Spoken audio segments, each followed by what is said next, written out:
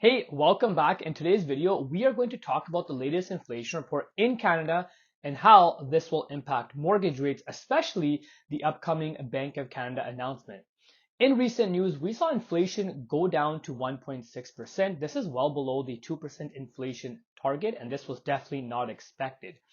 Do you guys remember June of 2022, inflation was sitting at just over 8%, and now fast forward just over 2 years later, we are sitting at 1.6%. Now, the main reason why inflation fell was mainly due to lower gasoline prices. It's always good to see, it's always a good feeling when drivers pay less to fill up their tanks.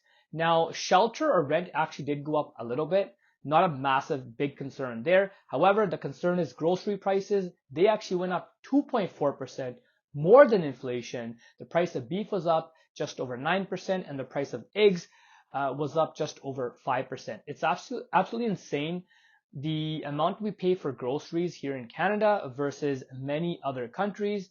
And that's where we're going to see if the government can get involved, or is it just corporate greed? Now, how will this news impact mortgage rates, especially the upcoming Bank of Canada announcement and even fixed rates as well? Well, Governor Tiff Macklem did say it's reasonable to expect more rate cuts. We should see more rate cuts, and we definitely need more rate cuts. Now, on October 23rd, there's a 67% chance of a 50 basis point rate cut now. Before, it was always guaranteed we're having 25 basis point, and that's still expected. Now, 50 basis points, some were saying 30%, 40%, now it's up to 67%.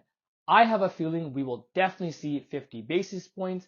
I feel like the Bank of Canada is worrying right now, but again, they don't want to tell anyone or show that they're worried. Now, keep in mind a 50 basis point rate cut will decrease your mortgage payments. So for example, if you are in a variable rate mortgage, let's say with TD, your payments will not be impacted. More of your money actually goes towards principal and less goes towards interest. However, with Scotiabank, for example, they're an adjustable rate mortgage. If we do see a 50 basis point rate cut, then you will see your mortgage payment actually go down. And if 50 basis points gets cut, pretty much the rough math here is for every quarter point decrease, your mortgage payment goes down by $13 a month for every $100,000 that you owe.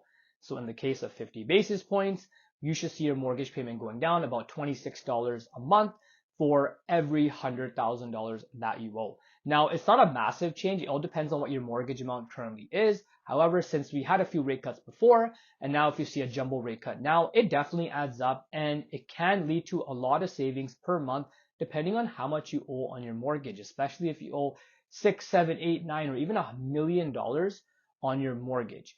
Now, keep in mind, this news also impacted bond yields. We saw bond yields spike upwards over the past 7 days, and now we saw a small dip downwards. We haven't recovered to where we were a month ago, where bond yields were sitting at very, very low. However, we should definitely see that going forward, and this is actually a good start, what we saw after the most recent inflation news.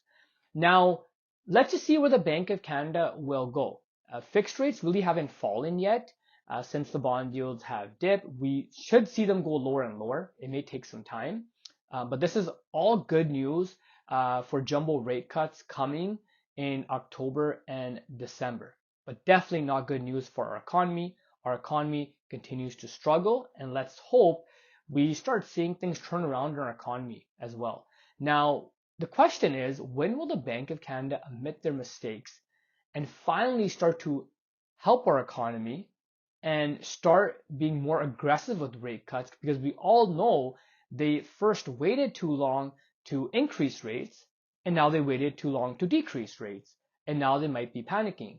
The question is, when will the Bank of Canada finally admit their mistakes and finally understand that our economy needs help and we need to cut rates sooner rather than later? Well, thanks for tuning in. I hope this video was informative. Don't forget to like, subscribe, share, and see you at our next video.